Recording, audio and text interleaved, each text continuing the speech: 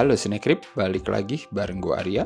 Dan sekarang waktunya ngomongin film Hollywood yang baru aja tayang, yaitu Venom The Last Dance ya. Ini adalah film ya, balik lagi bagian dari SSU ya, Sony Spider-Man Universe. Dan film ketiga ini sekarang sutradaranya udah bukan Andy Serkis ya. Kalau yang terakhir kan Let There Be Carnage itu Andy Serkis sutradaranya. Tapi sekarang jadi sutradara adalah penulisnya, Kelly Marcel, yang juga bareng nulisnya sama Tom Hardy seperti biasa ya, kayak film keduanya. Dan lucunya adalah film ini langsung lanjutin gitu ya, peristiwa dari film terakhirnya, Venom kedua sama Spider-Man No Way Home ya. Waktu itu kan di post credit Spider-Man No Way Home ada si Eddie Brock tuh yang nyasar ke universe-nya si Spider-Man yang Tom Holland ya. Terus dia kan balik lagi ke universe-nya dia, ninggalin simbiot yang gua nggak tahu itu mau diapain ya. Di sini juga nggak diceritain. Pokoknya intinya setelah itu dia balik lagi ke universe-nya sendiri dan dia masih dikejar-kejar sama pihak berwajib setelah kejadian lawan Carnage di gereja itu ya. Tapi di film ketiga ini musuhnya bukan cuma para pihak berwajib doang ya, karena ada alien lain, anak-anaknya Null ya. Null ini kalau nggak salah kayak super villain-nya Marvel yang levelnya kayak siapa ya, kayak Gore gitu ya, kayak siapa lagi, Thanos kali ya. Pokoknya super villain yang levelnya udah dewa banget lah ya. Dan waktu orang-orang tahu gitu Null bakal ada di film ketiganya Venom ini, kan pasti pada anjir, gimana nih Sony mau bikin film Venom lawan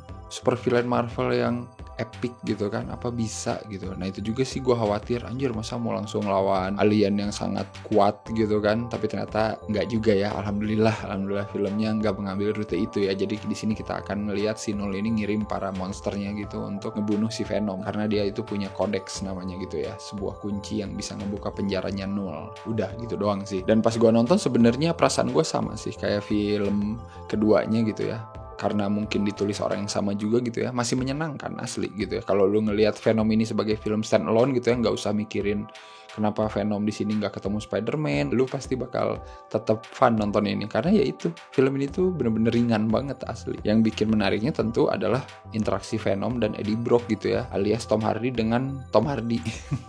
Itu menarik asli. Bahkan di film kedua gue inget banget dulu pas nge-review, itu tuh kayak bromance gitu men, yang kayak film romansa komedi gitu, romcom antara si Eddie Brock dan Venom gitu. Kocak asli. Makanya pas di sini ya chemistry itu masih tetap ada gitu ya, masih nggak hilang gitu. Gue masih bisa ngerasain betapa funnya banter mereka berdua gitu ya. Si Eddie Brock dan Venom ini nggak ada henti-hentinya gitu, saling berinteraksi, ngomongin hal-hal yang absurd gitu ya.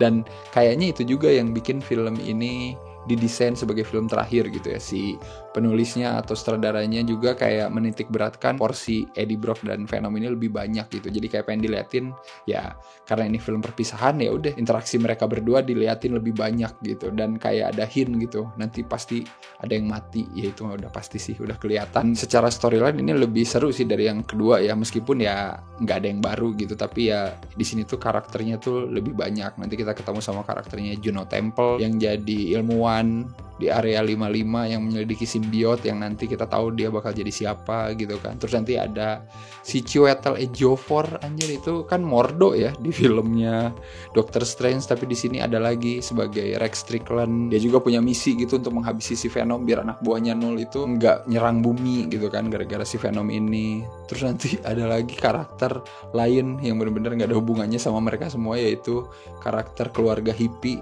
yang diperanin sama Rhys Ifan. Rhys Ifan ini kan penjahat ya di film Spider-Man-nya Andrew Garfield yang jadi Lizard. Gue pikir itu tuh dia loh, anjir ternyata ini karakter yang beda bang. Kayak karakter dia itu gitu sama keluarganya itu nanti bakal nyambung lagi sama si Eddie Brock di akhir ya. Pokoknya sebenarnya di sini lebih banyak karakter gitu, tapi ya daya tarik si Eddie Brock sama si Venom ini tetap jadi jualan utama gitu, dan yang bikin gue tetap seru ngikutin mereka berdua. Meskipun jokesnya itu jokes receh yang ya gitu aja deh gitu ya, yang gak bikin lu ngakak banget. Tapi kalau gak digituin ya filmnya pasti bakal makin garing gitu. Jadi ya gak apa-apa lah, karena Venom bebas aja, dia mau ngomong apa aja gitu. Dan si Eddie Brock juga nanggepinnya ya udah bebas aja gitu. Ya ini emang Tom Hardy sih.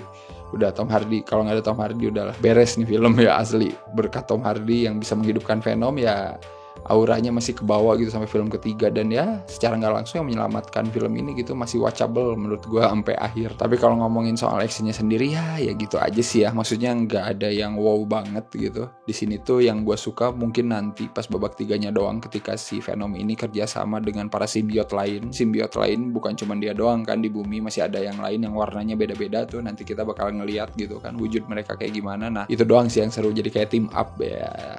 dikit-dikit team up kan sekarang mah, bersatu bareng-bareng rame-rame gitu. Ternyata Venom juga nggak mau ketinggalan ya, bikin team up sendiri gitu, para simbiot.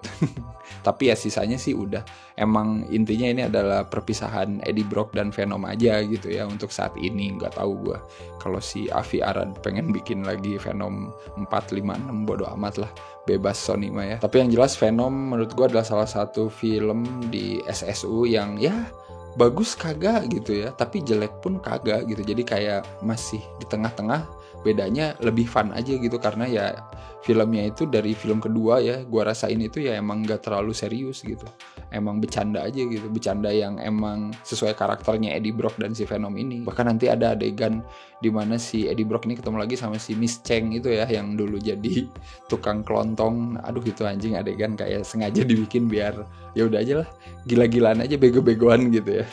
Pokoknya adegan di kasino nanti kalian nonton lah pas di Las Vegas ya, bebas mau ngapain anjing, bodo amat mau dikejar alien dari luar angkasa juga, yang penting party dulu. Itu sempet anjing ada adegan gitu, bangsat emang. Gue cuman kebayang aja gimana kalau Venom ini beneran satu universe sama Spider-Man yang ada sekarang gitu kan, kayaknya lebih seru gitu. Maksudnya karakter Venom yang di sini itu menarik menurut gue. Ketika karakternya menarik gitu, ada di storyline yang biasa-biasa aja ya, filmnya jadi tetap bisa gue tonton gitu sampai akhir, enak gitu nontonnya. Meskipun ya gitu nggak ada yang spesial-spesial banget gitu ya, dari actionnya, dari berantemnya ya tipikal film superhero Sony tahun 2000-an lah. Maksudnya ya itu kan nggak jelek juga ya, cuman kan udah outdated aja, dan pilihan yang bijak juga gitu, tidak melibatkan Null terlalu dalam ya. Di sini cuman ya udah gitu doang, nampang doang di depan sama di belakang.